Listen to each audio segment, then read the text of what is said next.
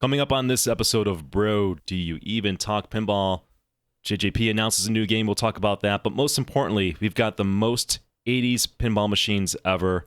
All that and more coming right up. Double super jackpot!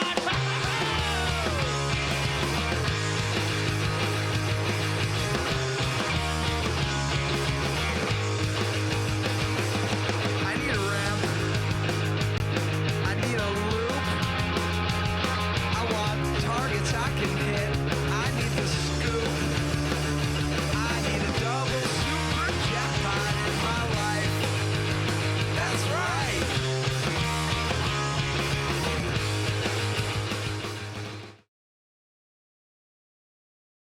And now, the Hall & Oates of pinball podcasting, Nick Lane and Kevin Manny of Buffalo Pinball. Whoa, boom shakalaka. What's going on, everybody? Welcome to episode 80 of Bro, Do You Even Talk Pinball? I'm Kevin Manny. That's Nick Lane. What's going on, Nick? Oh, hold on. I gotta boost my seat or something. Nick's sitting too Kevin's low again. too high. Kevin's too high. See, you checked everything but that. So, Fine. yeah, I'll live with it. Another episode. It took us, we didn't do this all in 1 year. It took us like 8 years to get to 80 episodes, but here we are. Some people cranked out like 70 episodes in 1 year of God knows what. I'm tempted to listen to it, but also I know exactly what's there, which is probably nothing. That's why we're not one of the top pinball podcasts of 2023. We didn't do 80 this year. So, Well, sorry, by everybody. listeners, we are probably top 3, but Kevin and I are always salty about something. super salt. Welcome back. Is good that one to- of our emojis in the chat? The salt shaker? Well, I think there's a salt, just general Twitch emoji. So you can dump your salt in the chat if you're feeling salty this morning. Listen, I'm excited. When I can't remember the last time we did a podcast. I feel like in the summer, appropriately so, pinball slows down a little bit, right? Like I'm not super into the pinball mood, but when it gets colder, darker, leagues start coming up, games announced, then I feel like we're back into pinball season in my mind. Pinball season's like September through like maybe May, right? Yep. Like September's a little early, May's a little late, and then you get that kind of sweet spot months of maybe like November through March, and then that's kind of go time. Yeah, We we have enough months to hibernate in Buffalo. You gotta get out, experience the world a little bit. Plus, we've had well, let's make some excuses why we haven't podcasted. Let's you and I, our jobs have changed pretty dramatically in the past year or so. So new responsibilities, things change. We're still here. We're still doing it. That's right. All right. And also, I'll be honest, there's not a lot of news. And I was looking over the rundown. We've got some we'll catch everybody up on the news and stuff. But I think the biggest news thing to me that's happened is just Jersey Jack saying that they're going to put out another game, which they announced yesterday. I'm jumping the gun a little bit about stuff, but anyways, we'll have some fun this episode. This is when the news cycle's low, it gives us a chance to get a little more creative and not just read the news. So we're going to have what Kevin and I believe are the most 80s pinball machines of all time. We're going to go over that later in this episode after we get through the news. But I think we want to start off by thanking our partners. We do. Go ahead and thank our partners. All right, we want to thank Pin Stadium, who is and has remained our premier partner and supporter of both the podcast and the pinball stream. And as a matter of fact, Pinball Stadium, almost once a month when we start streaming, gives away a lighting kit. They give away the Pin Stadium Adams, the newest one, the slim design, valued at $399. I'm kind of shocked at the number of people that sometimes don't enter that raffle, but your odds are really good. So pay attention to our streams. We don't do it during the live podcast, but maybe we can next month. Yeah, maybe we'll mix it up and do it. Why don't we do it during the podcast so we don't punish the people who listen to that? Yeah. Well, if you're like Donnie and you like to enjoy your coffee and watch us, you might be able to win a set of Pin Stadiums, and we're looking out for you. All right. So again, thank you, Pin Stadium. Save 10% with a coupon code Buffalo.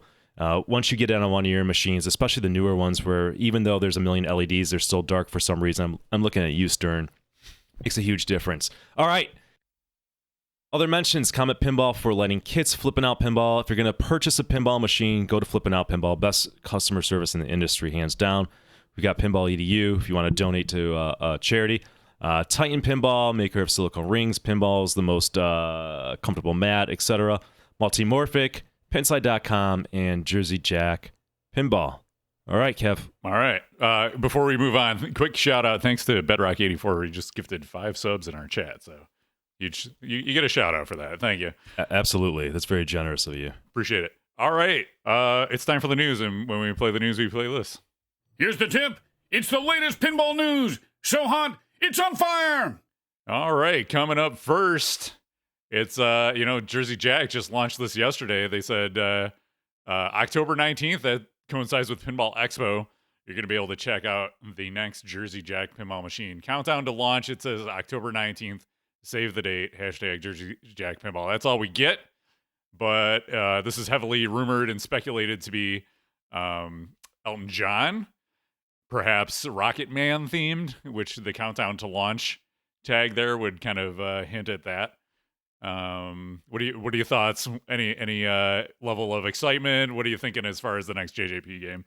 Yeah, well, the interesting thing is, we've talked about this in the past of the rumored of JJP making Elton John and it being designed by Steve Ritchie. So this will be Steve Ritchie's, if that's true, right? Again, we don't know. We'll know soon enough. If that's true, this will be Steve Ritchie's first pinball machine with Jersey Jack, right? So what does that mean? It means that he should have a larger budget to work with and get to do the things that he wants. He was sort of kind of hands tied behind his back, at least. That's kind of the perception or claim sometimes. Now, of course, when he was at Stern, he had big licenses, so obviously he ate into his build of materials. But when this was first announced, Kevin, I was like, Elton John does nothing for me. I think from a theme perspective, that's not a bad theme at all. I mean, it's Elton John. Everybody knows Elton John. I think it will sell well on a theme. It's a good choice for a company as a theme.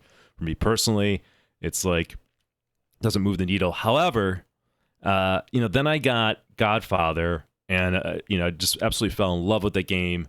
They kind of brought their flippers up to speed and on par with Stern's, I would say, for the most part.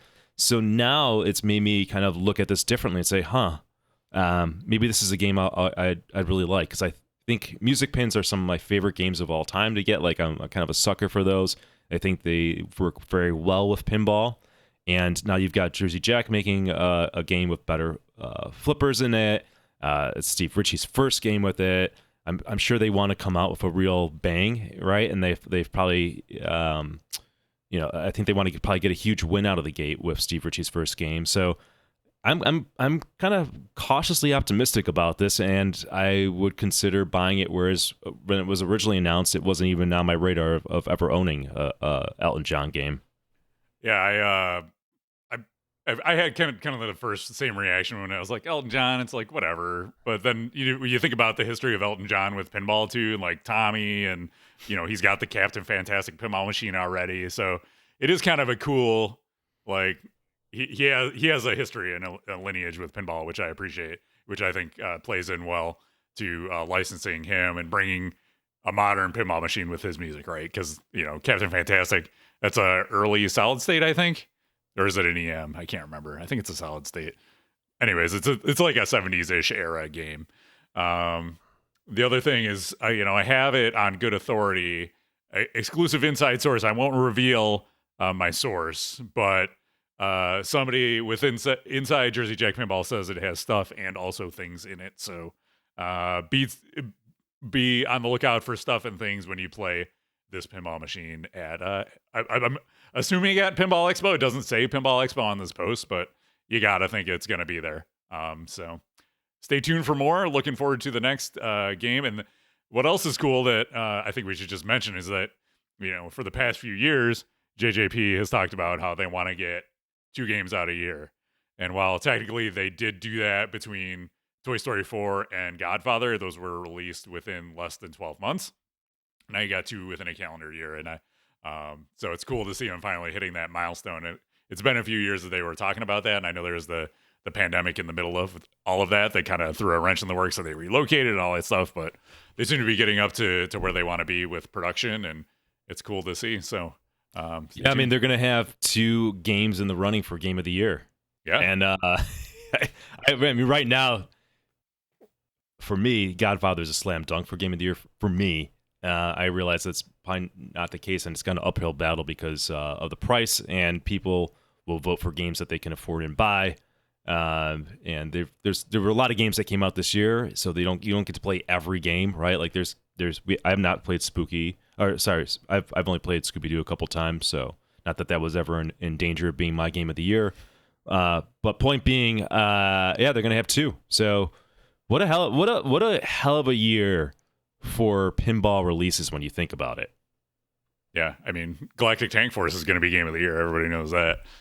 I forgot about that game already. Oh, weird. Let me look up. I like to play this game, Kevin. All right, here we go. I derail things a little bit, but let's see how many have sold for Galactic Tank Force. So we're gonna look at should I look at the LE or DE? I don't even know what I guess the LE is the normal version, right, of that. Yeah, so you're going based on the number of people who have reported that they bought it on Pinside, right? This is self-reported on Pinside. This is not how many are purchased. However, you can extract ideas of information about this when you have, like, for example, there's over 1,000 Guns N' Roses that sold Jersey Jack, right? So you can look at other games, or even better, maybe to compare this to a game that was released this year, like Godfather or Foo Fighters. So, Kevin, let's play this game. Okay. Now, you get one guess. How many Pinsiders have reported owning Galactic Tank Force LE? This is the version that's like, $9,000 to $12,000, $11,000. So this is not the one that turns into the tank. This is like standard looking pinball machine. Correct. Let me see what the DE is. Probably deluxe edition, bullshit edition. Okay. I see. I'll be honest. I don't understand, because the DE is prices as 8,000, 9,000, so it's actually less. So I'll combine these two. Okay. Okay. You can feel free to guess in chat too if you have a guess without cheating. Yeah, I'm gonna guess 25. So there were 25 DE sold, but 37 LE sold. Okay. All right. Which is remarkably high. That is way higher than I thought. Yeah.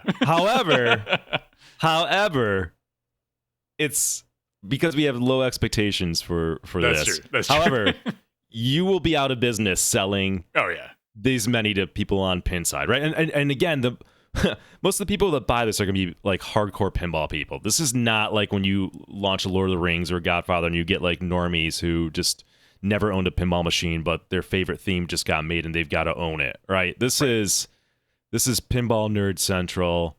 So not good. We will continue to keep updated on that. I think this is a fun game. I love looking at the sales. While we're playing this game, can we see how many punny factories have sold? All right, absolutely. Yeah. I mean, that was definitely happening. Okay, chat and Kevin, did I tell you how many already? Did you know the answer to this? No, you were looking at it, but then we didn't. Chat and Kevin, how many punny factories were self-reported as sold on Pinside? Yeah, I think 5. Scuba Vince, I think he nailed it in chat. 2. 5 is 5 times too much. It's 1. 1. So maybe that's the one guy who had the broken unit and was like losing his mind. I did see one on the marketplace, so maybe that's the one. Like somebody was trying to resell it. Yeah, 1 would be a great number if you only made 1 and it was super limited. Right, that'd be a success. 100% sales. All right. All right. Well, we might play this game some more during the show today, but let's get back amazing. You know what's amazing about Punny Factory, Kevin, is that it's supposed to be humorous, but we're finding humor not the way the creator of this wanted it to be. These are not the puns they were trying to get. But we've gotten a lot of comedy out of this game. It's been really good. Mission accomplished. It's brought a lot of joy to our lives. All right. Number 2 on the rundown. While we're talking about Jersey Jack, I want to just share that JJP launched a new accessories line for Godfather. So you can get a bunch of add-ons for your JJP Godfather.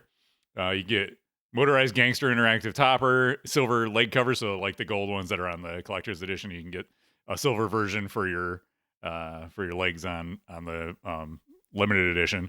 Silver or horsehead shooter rod and interior art blades. Oh, and it also comes with the little action button surround for your lockdown bar. And for $1,500 in comparison to other like topper prices and stuff, that's not bad for that whole kit.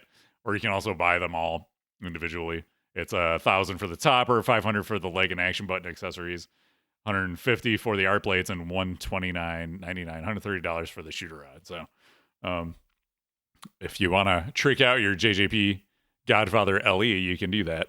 I'm not much of a topper guy, so that's not something I would get. But our buddy Patrick said he's probably going to get it. So, yeah, that's certainly cool. Yeah, nice. I to feel have like that. my game is so blinged out. Like I'm good on that game. It doesn't need anything. If I were to get anything on that game, it would be maybe the art blades. But I'm good. Yeah, I kind of like just the sheen, the slick black, the polished black all by itself. It's just a slick looking game on its own.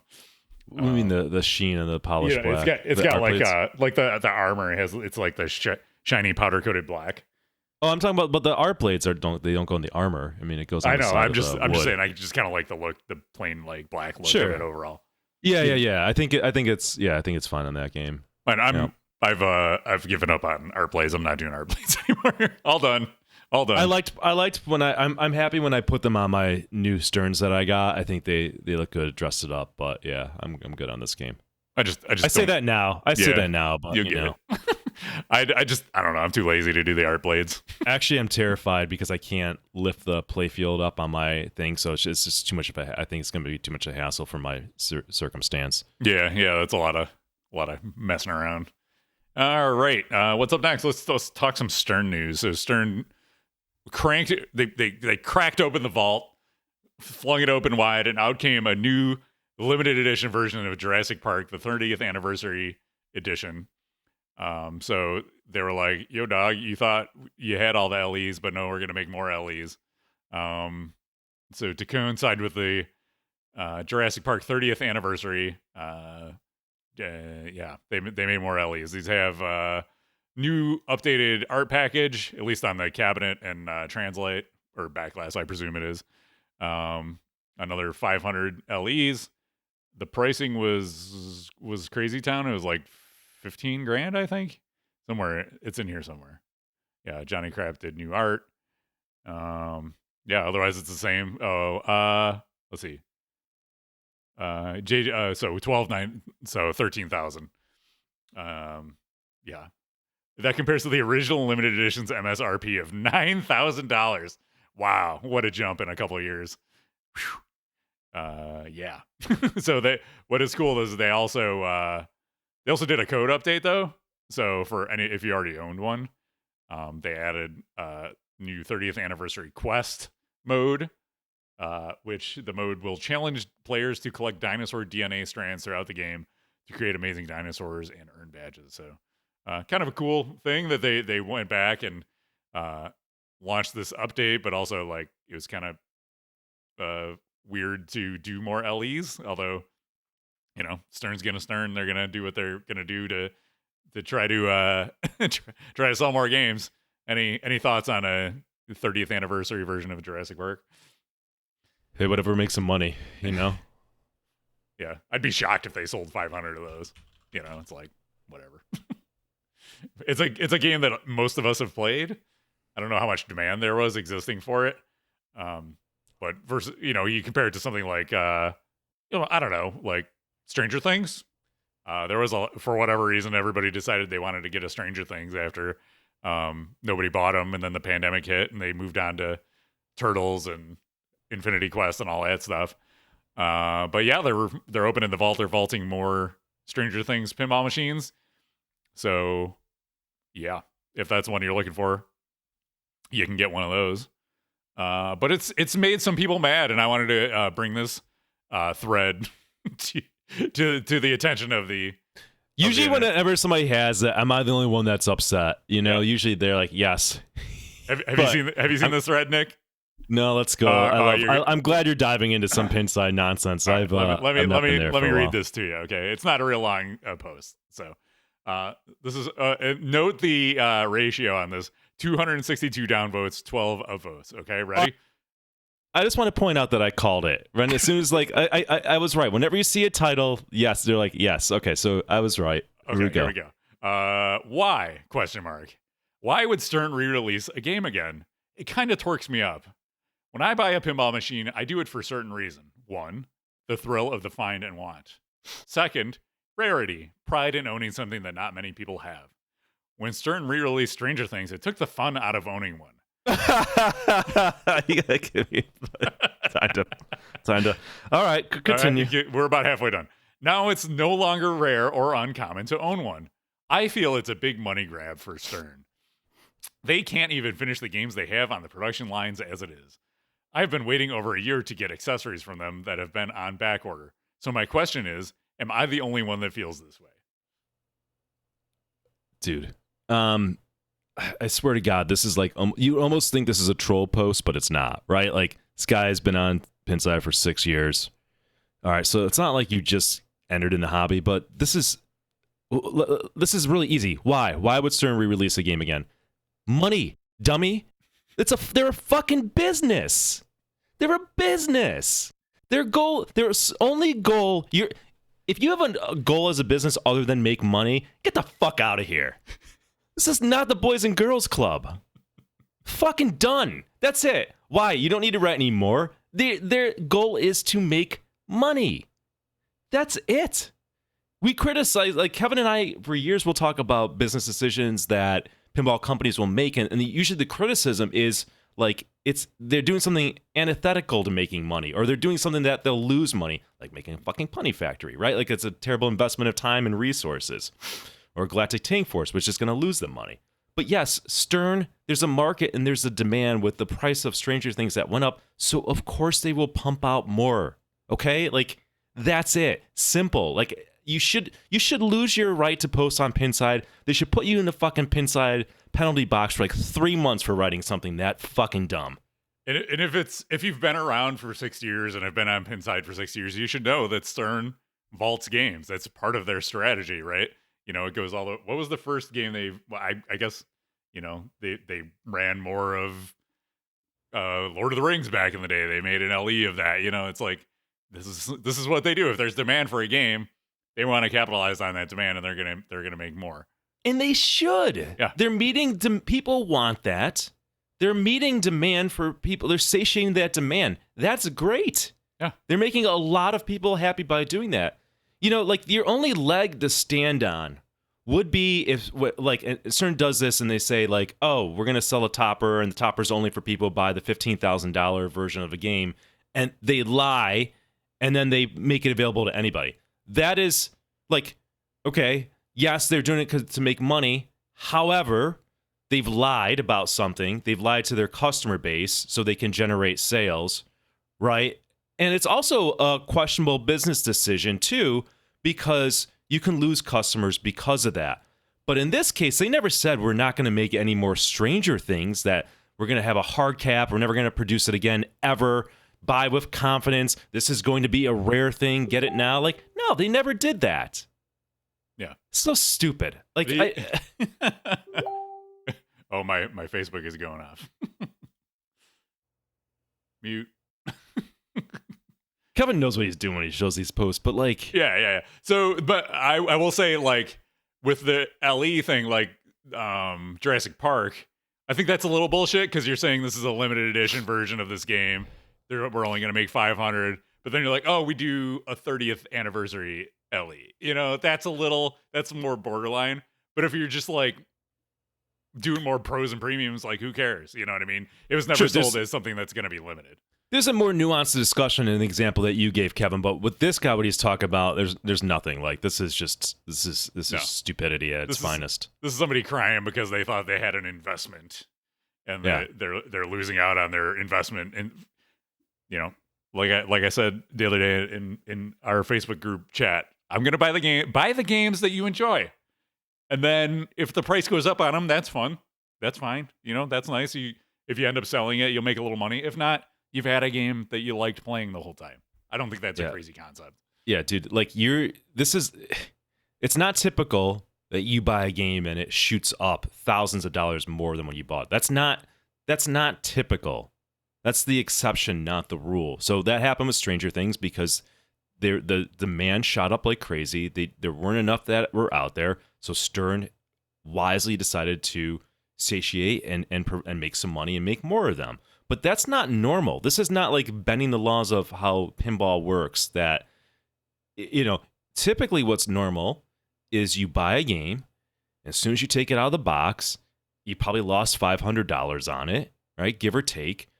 And, years later, the game probably is still worth at least half as much as when you originally bought it. Like, that's been pretty typical. There's enough historical data and years of evidence to know that. So, I mean, this is a cool hobby in that, these things don't rapidly depreciate. In fact, they a lot of times they might even hold their value. Now, they hold their value because not because they're literally worth as much as when they came out. It's because there's more money floating around the system and inflation's a thing. So they're actually worth less than when they came out. But I digress. That's way too much of a fucking concept for you to even understand if you're confused by a business making money. But that's it. So, yes, we're going to see a post like this, Kevin, again, within 6 months. And I don't know what to tell these people. Like, I don't know how you're in a position that you've gotten so far in life as an adult that you're able to afford a pinball machine, and yet you're stunned by a company making money. And you want Stern to make money. If you like pinball, you want Stern to be profitable and do everything that they can to make money so that pinball is around for years to come.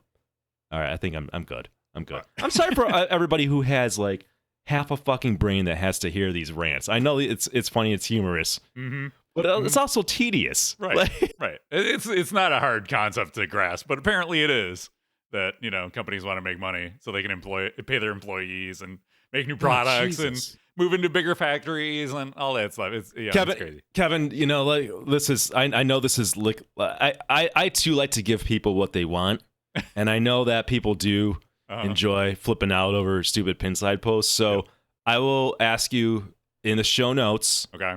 Every month to find the dumb Pinside post. Okay, Luma legs were great. Right. This is great. I'm gonna live what I preach. And, we like to make some money, too. Yep. So we're going to give people what they want. They like these rants. So there you go. I like Count on it. Check. All right. Let's talk about some... Oh, well, before we move to that, we still haven't played Venom. I just threw that in there because I'm like, it's been... our last podcast was the end of July.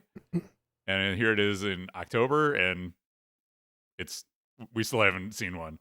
Our friend Patrick is waiting for his... premium, which hopefully he'll be getting within the next month or so, and then we'll be able to go out there and stream it for all of y'all. But then once we do, we'll be able to give some hot first impressions of it. I'm actually kind of looking forward to it. What I've seen of it looks interesting, but yeah, to be determined. Yeah, I think a nice goal if Patrick is feeling charitable is like we'll see if we can like go over maybe. He's got time, and we can maybe spend a few hours on it so we can generate a review.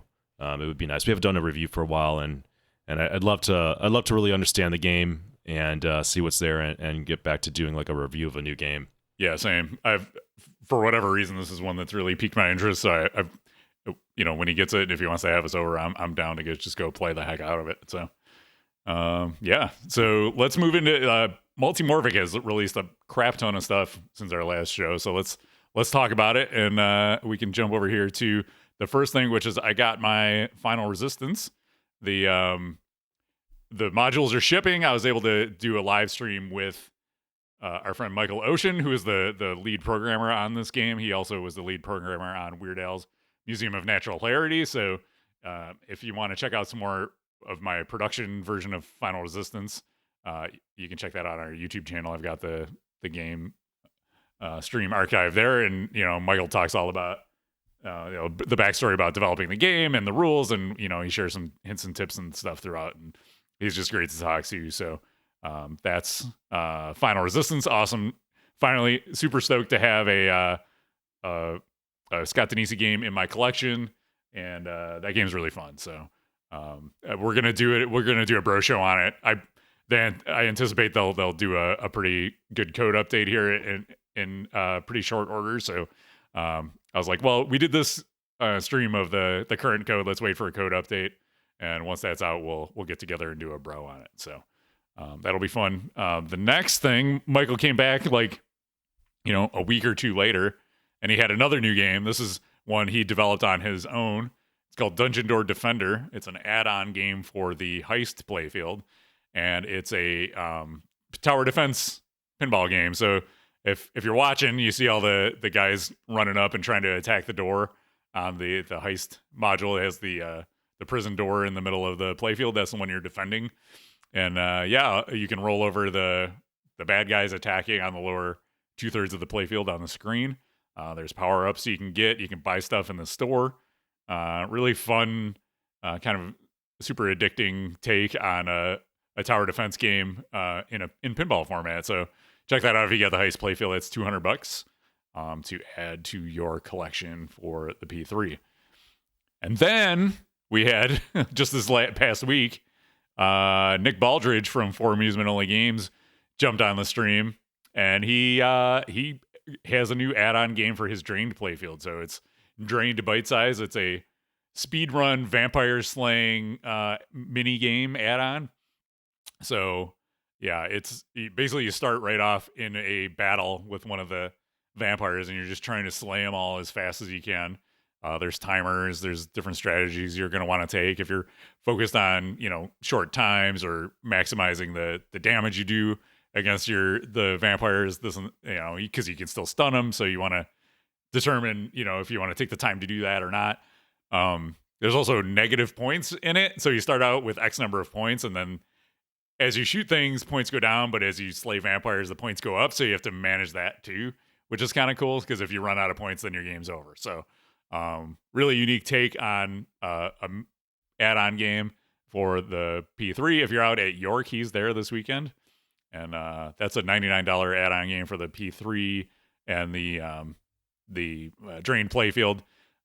If you buy he's running a special for, I think through the weekend. If you buy the Drained playfield, you get the add-on game for free. So fun little bonus there. If you've been wanting to get a Drained and you want to add it to your collection, it's a little incentive to do so.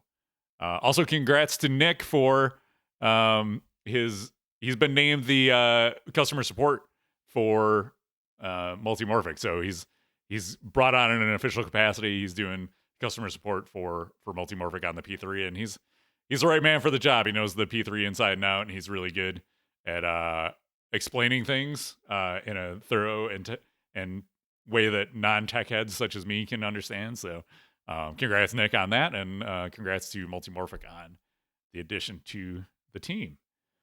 While we're talking about ins and outs, let's talk about some hires, and I don't know if they're fires, but in American Pinball news, Barry Engler, who used to be with, I think he used to be with JJP. I forget who he was with before that, but he's gone. He's left. The departure of its production manager and, according to Barry, 3 other key employees from American Pinball, right when manufacturing of its newest game, Galactic Tank Force, was starting last spring, may be part of the reason why the game's production has been so slow and has had a few issues. This is what, according to Nap Arcade, a story on there. So yeah, people are bailing on American Pinball. It seems like. I also read something like they lost either the copyright or the trademark for Galactic Tank Force, which is kind of amazing if you think about it. So, nobody was paying attention to that. And some other hires and fires. Jersey Jack Pinball hired Tom Capera as its new chief operating officer. They hired him away from Stern Pinball. He was Stern's director of mechanical engineering since 2021. He's an industry veteran who worked previously with George Gomez at Bally Midway. Created pinball mechs such as the Glove and Johnny Mnemonic, Basketball Shooter and NBA Fast Break, and co-designed Cactus Canyon and Stern Rolling Stones. And because he left, Stern Pinball hired Kevin Payne as its new director of mechanical engineering. So yeah, he's got a bunch of history too. So lots of movement in the pinball industry. People jumping ship to different companies. So any thoughts on any of that, Nick? No comment. No comment. Doesn't care. Moving on. Wanted to give a quick shout out to our friend Lior from The Art of Pinball. He announced a partnership that he's going to be official. So he's been making pinball mods. He makes some of the most incredible pinball mods out there. Super detailed, handcrafted, and created. So he's officially creating sculpts for manufacturers now to be, put in production games. The first one he's announced is with Dutch Pinball. On his Instagram, Lior says that we are now the supplier for all the sculpts and toys in the Big Lebowski and other future projects for Dutch Pinball. So looking forward to that. I think he might also be working with Pinball Brothers and those folks. So I don't know if he's talked about that publicly or not, but I think that's happening. So congrats to Lior. And one other thing, I was planning on doing in memoriam on the Pinball Arcade because there was kind of rumors flying around the week or so ago that the Pinball Arcade has been delisted from all these different platforms, and it's the demise of this game that got so many of us into the hobby even super deeper than we had been. So I started digging around and I saw some posts about how it's coming back on the Google Play Store.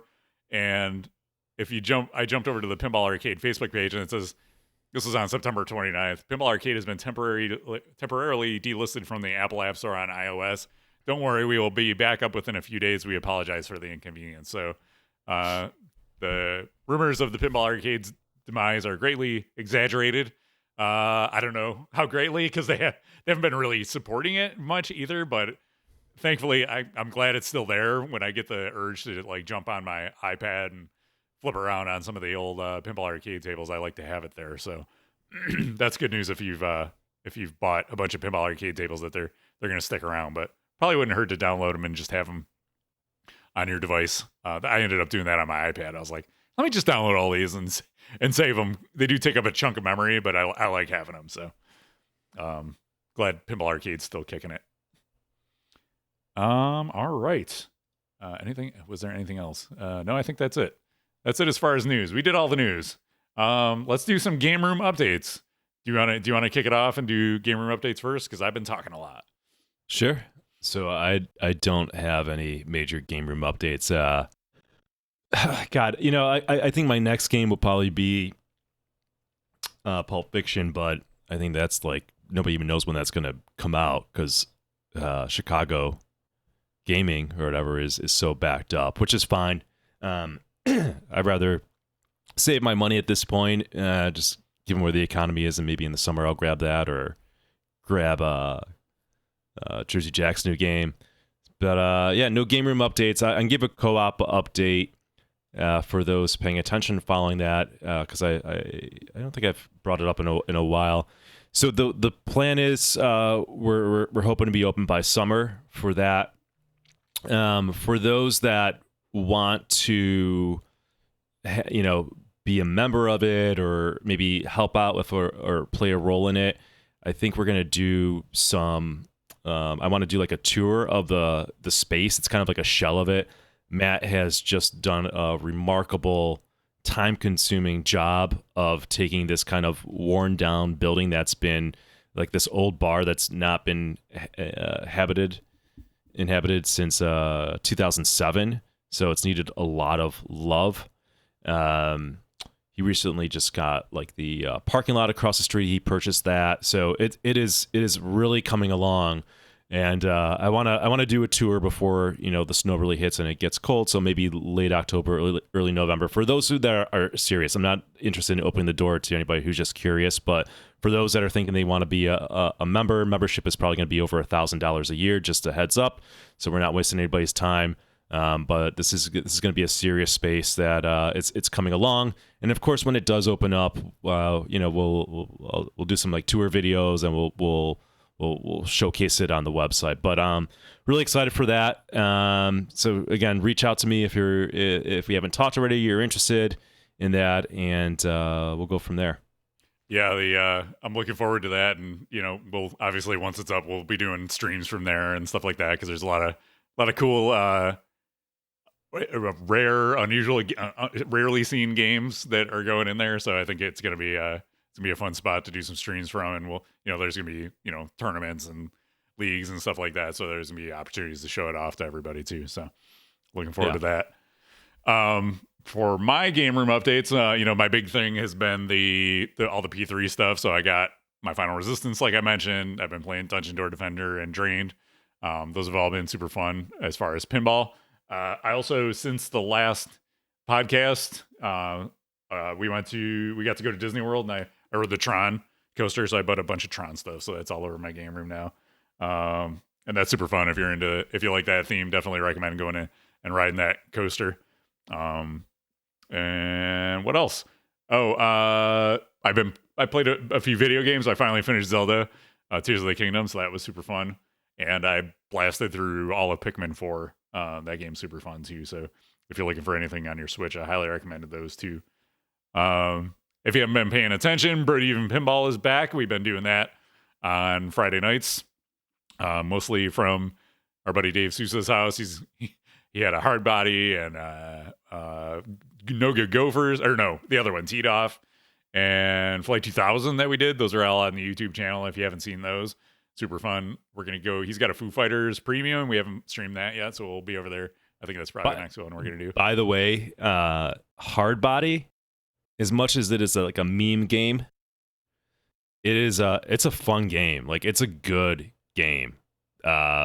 Really good game. I think it's one of those games that people dismiss because of the theme, and it's also, you don't see it ever. Like, we've been waiting forever to play this game on a stream, so Dave's been awesome in grabbing these kind of weird games. That's going to be a game that's going to be at the co-op. Also on the stream, the left flipper was a little bit weak, so he's fixed that, and once he fixed that, the shot became so much better. Again, it's a tough game. It really keeps you on your toes. I think it's just a great game to have in a collection. Yeah, the flow, the line, the way the shots line up too, it's like got all these crazy crisscross shots, and like you can shoot the left ramp and then it loops around and then it goes into the little like blaster loop at the top, and then the right ramp will like feed to shoot the drop targets at the top. Yeah, super fun game. Let's jump back. We got some roller coaster talk in chat. Tron versus Guardians coasters. Give the edge to Guardians, says Vinny Blanc. I will say everybody was really hyping up the Guardians of the Galaxy coaster that's at Epcot. So I went in thinking it was going to be this amazing experience, and it wasn't as good as I thought it was going to be. It was fun, but being the huge Tron fan that I am, definitely giving the edge to the Tron coaster, because you're sitting on a light cycle. It's like you're riding a light cycle. Yeah, give me that all day. There you go. All right. Anything else? Oh yeah. So Bro is back, and also Buffalo Pinball League is back. So I always like to give a shout out to the league when we start running that. It's year 10 of Buffalo Pinball League. We started in 2013, so here we are, 2023. Although we didn't run it during the pandemic, so not exactly 10 years of the league, but 10 years since we started. And it's good to be back. It was fun to host, and yeah, good to have everybody hanging out and playing pinball. All right, so now I think it's time to get to the segment everybody has been waiting for. These are the most 80s pinball machines ever. So Nick and I both compiled. No debate. That's it. Definitive. Yeah, that's it. Objectively, they're the most 80s pins ever. So said by Nick Lane and Kevin Manning. These are objective facts. There are no such thing as opinions in pinball. Only facts. So we're gonna start out. Nick, why don't we go through your? So we had some crossover. So we both developed lists. There was some crossover. So we'll give those at the end as the most 80s pins. But in the beginning here, let's talk through the ones that we singled out on our own as the most 80s pins. So Kevin and I only had, believe it or not, 4 that overlapped. Yeah. All right. And I think that's because we looked at like things through a different lens. So maybe Kevin, as I go through the list, and I'll start in order if you can maybe show some pictures. And yep. I've got to say as a caveat, these are games that if I'm lucky, maybe I've played a few times. I've not played most of these games a lot just because most people don't want these games or collect these games. Again, the thing about collectors is most collectors are really boring, including myself sometimes. Well, I think I'm pretty decent, but like everybody wants the newest and greatest game, and they discount some of these games, sometimes for good reason and sometimes for not. So one thing I'm excited about the co-op is we're going to have more of these games to play, right? Anyways, without further ado, and this is in no particular order. I want to highlight that. So my unique game that Kevin did not have was Monte Carlo. You're going to notice a lot of Gottliebs on here, and I think what the lens that I looked for an 80s game is like, you just look at that back glass, and most people with common sense will be able to be like, and you ask them when that game is made, they're going to look at the hairstyle, the outfits, the theme, and it is definitively 80s, and that's what I looked at it. Like, granted, like I could have said like RoboCop. It's like RoboCop's 80s. It came out in the 80s, but I wasn't looking for like it was a movie that came out. I'm just like, okay, I'm gonna show you a picture of a pinball machine. You tell me when this came out. Monte Carlo. There you go. So our friend Matt snagged this game. I can't wait to play it more. Gottlieb always has amazing 80s synth music, which is another thing that makes this super 80s. So it's Monte Carlo. My next one. Well, can I just say, I've been watching the morning show on Apple TV, and if you want to see Jennifer Aniston and John Hamm play Monte Carlo, you can do it in that TV series. I was like, they're playing Monte Carlo, because you can see the little roulette wheel in the middle of the play field. So it's stonks are going up on Monte Carlo, ladies and gentlemen. 100%. All right, next, Kevin, can we look at Torpedo Alley? Oh, absolutely. Torpedo Alley is not a game, again, I guess, that people see a lot of. I would love to get my hands on a Torpedo Alley, by the way. I think it'd be fun. This is a Data East game from like the later 80s. I think it's 87. But again, this falls in my criteria. You look at the back glass, you see just 80s kind of spandex outfits. They're real people, so this is not a drawing on the back glass. Yeah, I gotta find that. This is what the 80s were doing, right? They were taking like real photos instead of just drawing it, which makes it super cheesy. But yeah, look at those butts. There's even a man butt, you know? It's all you got 80s hairstyle, 80s thing, like, love it. equal Fantastic. opportunity butts.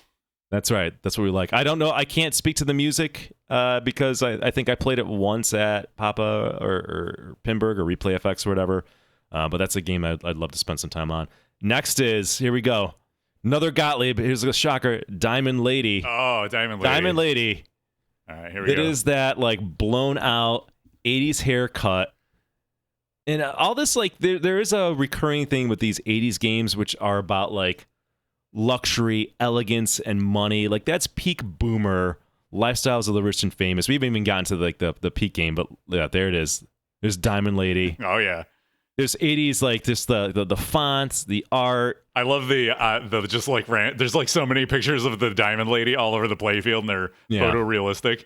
And if you want to know where Scooby-Doo got their drop target between the flippers from, Diamond Lady, baby. There's no question about that game is from the 80s, right? That's what makes it 80s. It's not 70s, not 90s. That's clearly in the 80s. All right.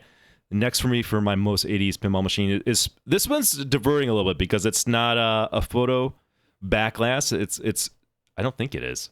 It's Spectrum. Oh, okay. So yeah. Spectrum Pinball is now, if somebody looked at that and thought that came out in the 70s or late 70s, I would understand, good sir, or maybe 1% of women that listen to this podcast. I understand. However, this is a early 80s. It's a 1982 game. It's like, what the fuck is this theme, right? So, all right, like that is super 80s haircut, 80s style.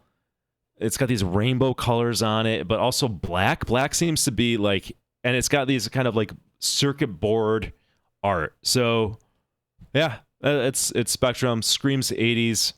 Could be mistaken for 70s, but early 80s is what it's signaling. All right, here we go. Going back to what I was saying earlier about the kind of like this boomer flex of money, we've got Millionaire. This is I believe this is a Bally game, right, Kev? Yeah, I think so. Yeah, Williams, 1987, Millionaire. Okay, so Millionaire is fucking hysterically funny as an 80s game because Oh my God, look at this is a product of its time. Look at this elegance. This is a boomer flex. They made a pinball machine about being rich. That was the theme. He's got the 80s stash. Yeah, look at He's that. got the limo that it looks like a child designed because it's just a box. Got the mansion in there. It's got the yacht. I'm surprised they're not doing like a line of Coke on it.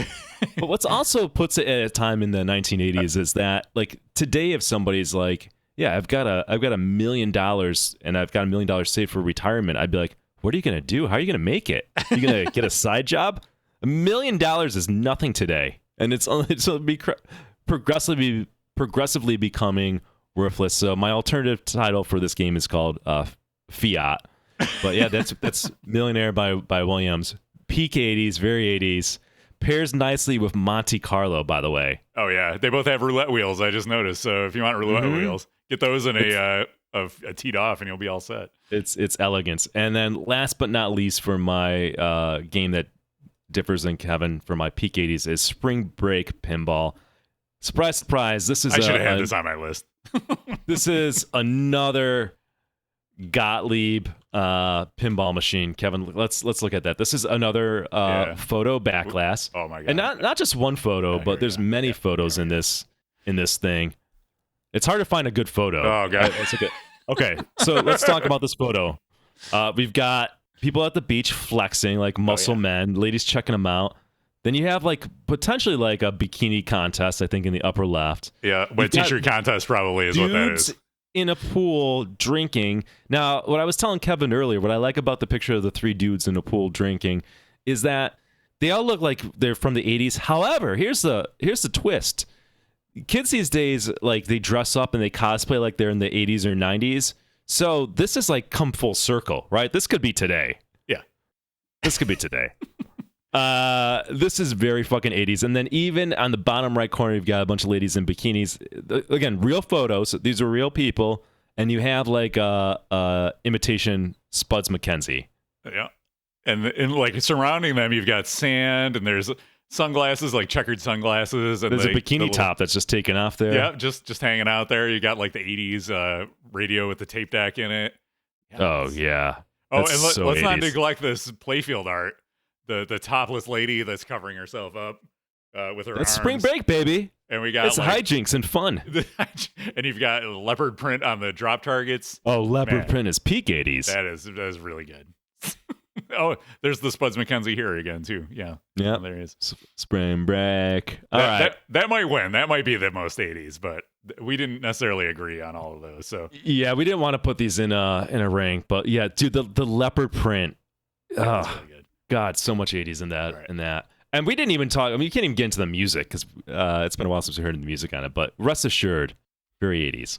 Okay, so one game that came to mind for me is let me grab a good photo here. It is BMX, because when you think 80s, man, everybody was BMXing all over the place. They didn't make a lot of these, but I feel like this is a theme. You know, you had your movies about BMX. Everybody had their sweet rides with their you had the pegs on your back wheel. So BMX, definitely a peak 80s game. It doesn't have that cheese factor about it, but I feel like it just like encapsulates one of those things that was kind of ubiquitous. If you were a kid in the 80s, you probably had a BMX bike. All right, so let's pop back over here. It's going to be a little less smooth when I'm finding the pictures and talking. So my next one, Nick liked this one. He regretted not having this. Yeah, I regretted. This was one I missed. And I don't want to give away my searches because that'll spoil it. Here you go. It is Laser War. Laser War from, this is a Data East game. Came out in, I don't have the year in front of me, but Laser War, again, another thing that was like peak 80s was laser tag. Man, we loved laser tag. And if another incredible backlash photo more spandex. God, I'll tell you right now, Data East, they got a deal on spandex. Yeah, they got their spandex. They got their ladies out of wherever they were getting them out of. And this dude blasting this wall for some reason. She's almost shooting him in the head. Laser War, highly recommended. In digital stereo, no less. And we talk about Gottlieb a lot and their photo backglasses, but Data East, I kind of forgot that they were doing that too. I mean, I did have Torpedo Alley, but they were over there and saying, you know what? I really like what Gottlieb's doing by not hiring artists and just snapping some pictures. Yeah, Data East was giving them a run for their money, and I feel like sometimes. What's interesting though is I think Data East tried a little harder because they seem to have like costumes that they purchased. With like Spring Break, I swear to God, they just like sent a photographer down there and was taking pictures, and they're like, "We got it." Yeah. My next machine is not turning up in the search for whatever reason. But my next search, everybody knows this one, TX Sector. I put that one on the list because the music is unquestionably 80s, super synth, amazing sound. If you hear that game playing, it's a dance party in a box. You know, You couldn't find that in I don't know why it's not in Google. Yeah, no, Google I'm Images? searching it on the Pinside database and it's not turning. Up. Just look at Google Images. It might be your best bet. You got to show the people some. But Okay. I to Kevin's point, like it's even though the flyer's a good one. The flyer, like Oh yeah, that's good. I like the that. the flyer's good. Yeah, and the flyer's on Pinside, by the way. I mean, like the got it, chick in the chick in the flyer thing has like 80s haircut. She's got like so 80s. Yeah. dude. So this is the front of the flyer. Oh yeah. And then let me see if I can go to the next. Look at one. that jump suit that she's in or whatever. Yeah. That's really good. And then this Yeah, is do that this is the flyer. winner Yeah, right here. that's what I was looking at. Yeah. Yeah. So there's the back glass, and then man, look at her. She is peak 80s right there. Yeah. 100%. The jacket, the haircut, the little art by the eye, the makeup by the yeah. eye. That's good. Because she's in the future, Kevin. Yeah, the 80s we were all about the future. Yeah. Yeah, and the back glass always looking washed out for whatever reason. Whatever special technique they decided to do for that always made it look weird. I think they're just bad and washed out. I think if you got a new one, they'd be fine. But I think it's So just the issue next with those. one might be a little controversial because it was technically the machine was released in 1990. Okay, Oh, Kevin, I don't count. It doesn't count then. but the show came out in the 80s. So Doesn't matter. Doesn't it does matter. matter. I don't Which count makes it. it I an don't 80s count it. theme. Kevin's cheating. No. So it's All right, it's fine. roller games, rock and roll. Look at this game. Look at this game. There's no denying this is 80s. Yep. Pink. That is very much blue. so. Yeah. I mean, you can't deny it. Roller games is special place in my heart because it was my first pinball machine. But if you're looking for the most 80s pinball machines, this one has to be in consideration for that. neon colors. I think there's some like leopard print right on their outfits. Yeah. It sings the 80s song rock and roller games, which is again peak 80s. It's got the yeah. confetti on there. The confetti design is Oh. very 80s. Yeah. Yeah. Oh, what the fuck were they thinking? Yeah. And roller derby in itself, roller skating, roller derby, everybody was doing that in the 80s. So you got to throw that in the mix. I wasn't, but everybody but me. We were roller, I was roller skating. Yeah. You go to roller roller skating. skating parties. It's right. Your birthday parties were at the roller rink. And you'd go to the 100%. arcade because you didn't want to socialize with people. You go play video games and pinball in the arcade. That's exactly what I did. Exactly. I stumble around on the rink. I do a lap, hugging the wall, and I'm like, "Fuck this! I'm gonna go play like Teenage Mutant Ninja Turtles." Yeah, I'm gonna go play Mat Mania and Yeah. Turbo and all sorts of stuff in the arcade instead. So there you go. That's roller games. Here's this one. I like this. I like this pick. This was a good pick. I'm gonna pat myself on the back. It's when you think 80s, you think space, right? And nothing is more space than the space shuttle. So Space Shuttle is one of my picks. 1985 Barry Ausler game, or 84. Sorry. Here it comes. It's Space Shuttle. Yeah. So thanks for. Oh yeah, there you go. Man, it's got a space shuttle on there. Very, very 80s. NASA, going to space. We love it. The space shuttle was a timeless piece of 80s nostalgia. This is an interesting one with this weird apron thing going on, but that's a more traditional looking space shuttle. I wanted to find what's the Steve Ritchie game that was not Star Wars, but it was basically Star Wars. I don't know. I couldn't remember what the name of it was, but that was going to be my nomination. It's like everybody ripping off Star Wars was very 80s. Stellar Wars, that's the one. Was the one that Steve Ritchie did. But in lieu of that, we have Space Shuttle because I feel like you can't talk about the 80s and not talk about Space Shuttle. And one more I'm going to pull up here before we move to our top 4 that we both agreed on. Bear with me while I Google it. It depends how it's spelled here. Yeah, here we go. So this is going to be, I kind of cheated and I went for a twofer, but I wanted to capture the idea of the video arcade because video arcade games were very 80s. So my pick is Pac-Man and Mr. and Mrs. Pac-Man / Baby Pac-Man. So either one of these, there's nothing more 80s than Pac-Man. neither one of these were really great games, but that wasn't our criteria for being on this list. You just had to encapsulate all things that were 80s. And Baby Pac-Man even brought in the video game aspect and integrated physical pinball. So you would play a maze game Pac-Man at the top on the CRT screen, and then you would drop down and play physical pinball. The Mr. and Mrs. Pac-Man was kind of the opposite. It was all physical pinball, but the inserts on the play field, you can play like a Pac Maze sort of game. So using the flipper buttons, you would navigate your way around a little maze in the beginning. So Caveman's also another one. There's a few games that integrated video games and pinball in the 80s. Caveman is one. Granny and the Gators is another one. I'm sure there's another one or two more, but those are my picks for the most 80s pinball machines. All right, let's go to our overlapping. We've got 4 that overlapped, and these 4 have something in common where they all have photo back glasses. Okay, which are we is gonna start at the bottom and work our way up for 80s.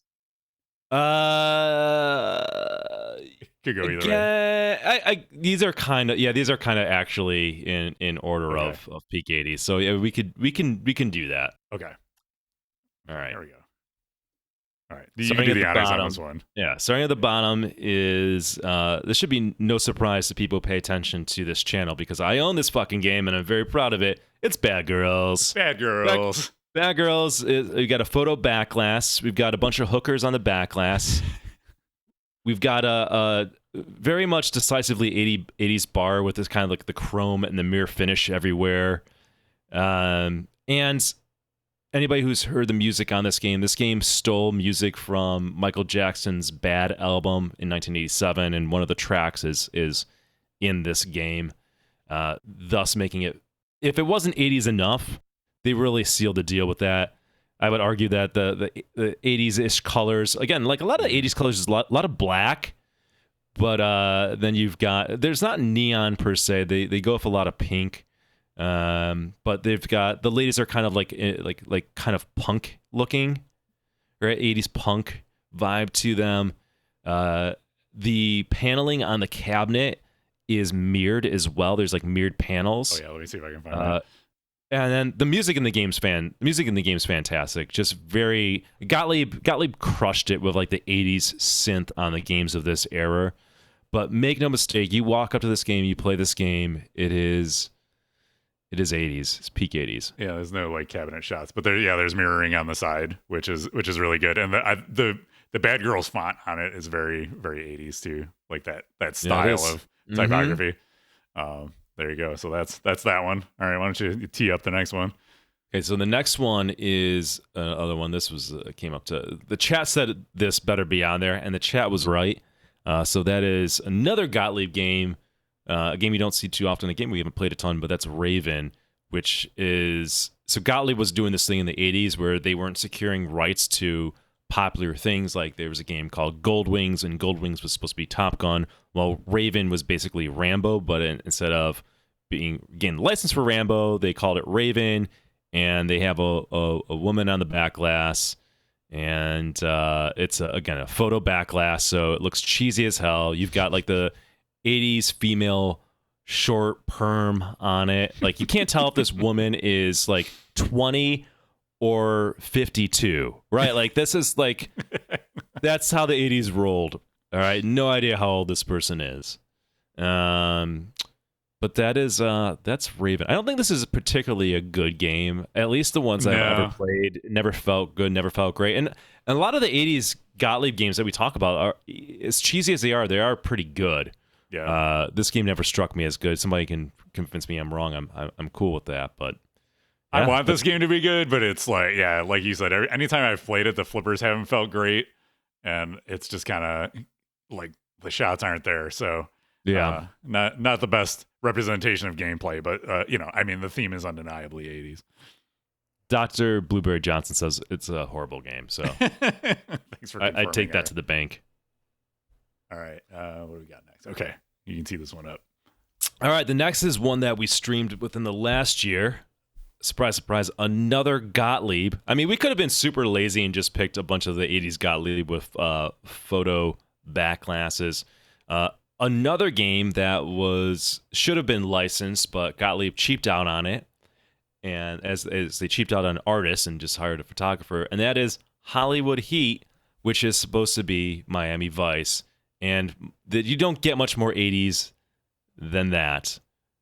We've got a 80s Corvette in the background. We've got fake Don Johnson. We got two ladies with bikinis by it. You've got that like pink. What color like pink is that? Like a pastel? Yeah, the pink and blue combo is very, very 80s. You got 80s font. Yeah. All over it. Yeah, the font is even like a ripoff of the Miami Vice logo. The soundtrack's the 80s synth banger, by the way. I don't love this game. Patrick has it. I don't know if it was just it felt a little weak at time with the flippers. It didn't feel like as much as I love. Like I love Bad Girls. I didn't love the playability of this game, but without a doubt, everything about this game, for the art, the colors in the art, to the backlash, to the actual theme that it's ripping on, it is very, very unmistakably 80s. All right, we got two more. And I'll get this one. One more. Oh yeah, that's right. The ultimate one. The ultimate one. The ultimate. And debatable of the ultimate 80s, but I am inclined. It's tough to say what's the most 80s. There may be some recency 80s. bias here too, but I mean recency bias probably. Yeah. Let's just look at the backlash of this game. This game, believe it or not, is not a Gottlieb. But it's hard to believe. Even Bally, like, again, I don't know what was in the fucking water around like 1985 to 88, which is where these games came out. But another photo backlash, and that's Hard Body.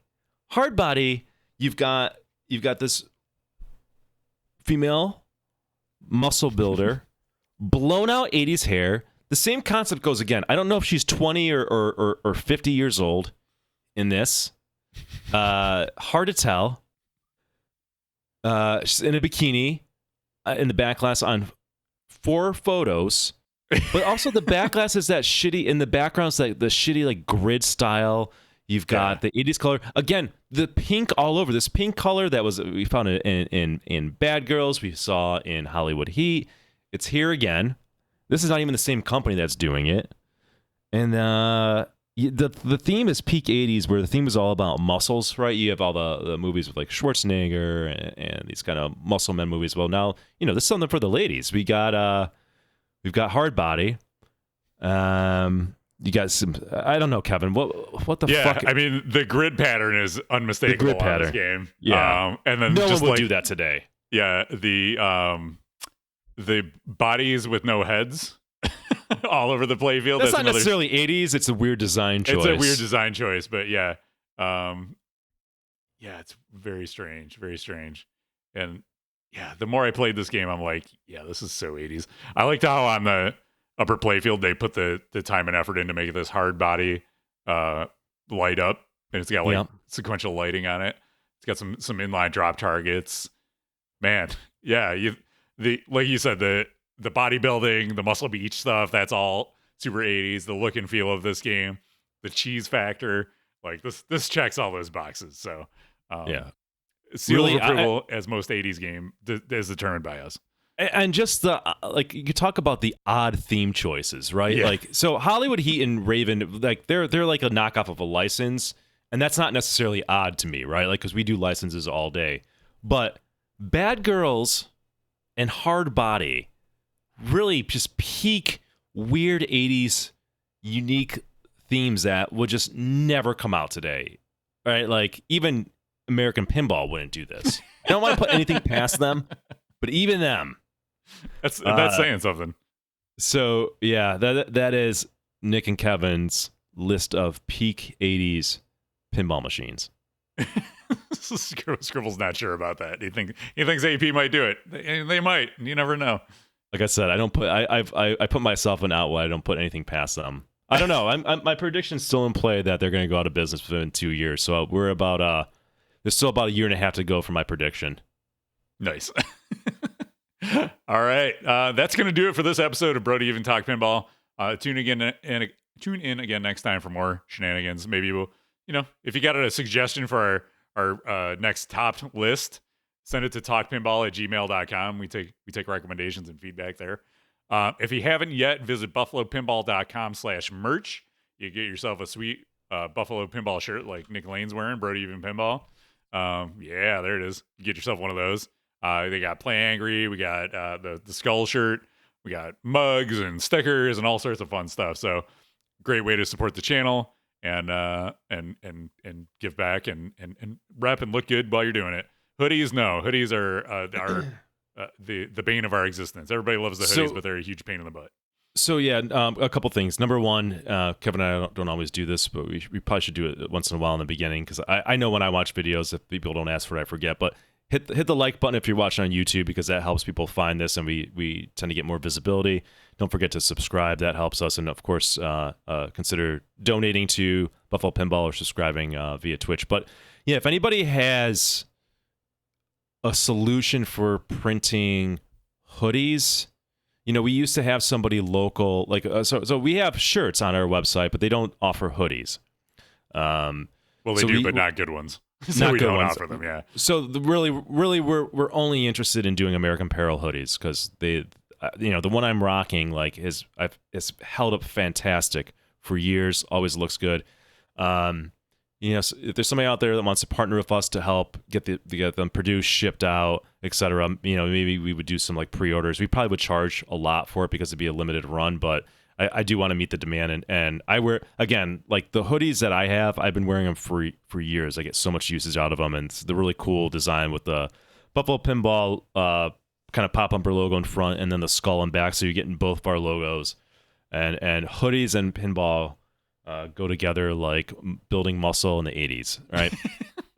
That's right. But in the meantime, you can get shirts and all that other fun stuff if you go to buffalopinball.com. Follow us on our social media channels if you haven't yet. We're on Twitter/X, Instagram, YouTube if you want to see archives of our old streams or past episodes of this show. We're on Facebook and also Discord. You can, if you want another way to support the channel, you can follow and subscribe on Twitch. If you got an Amazon Prime sub, you get a free sub every month. Would appreciate you sharing that with us. And PayPal, we got a PayPal account. Sometimes people like to just shoot us a little bit of cash that way to support the channel. PayPal.com. It's what's the address for that? I forget. Well, PayPal, if you PayPal, want to donate. Yeah. So one of the cleanest ways to donate to us, right? Like right when you do things on, if you subscribe on Twitch, which is great, Twitch takes half a cut. One of the cleanest ways to donate is if you want to just PayPal us a tip or whatever, it's buffalopinball@gmail.com. We get 100% of that, which is nice. Send us family and friends, and it's appreciated. But even at the most basic, you don't have to spend any money. Just hit like on our YouTube channels or subscribe. Appreciate everybody listening. Appreciate the participation in chat. Like, we don't always read every question, but we see it. I think it's fun, right? It's a little bit interactive. Love the community that we have. Yeah, it's super fun doing this and chatting with y'all while we do it and integrating your feedback. So hopefully we have some of the funniest fans. Like there's things that like I don't always address, but that crack me up. So I see them. Yep. And hopefully next time we talk, there'll be a new Jersey Jack Pinball machine to talk about. So looking forward to that. We're not going to Expo, but we look forward to seeing what comes out of there, and hope everybody has a blast that ends up going. So we'll see you next time. Bye, y'all. Bye.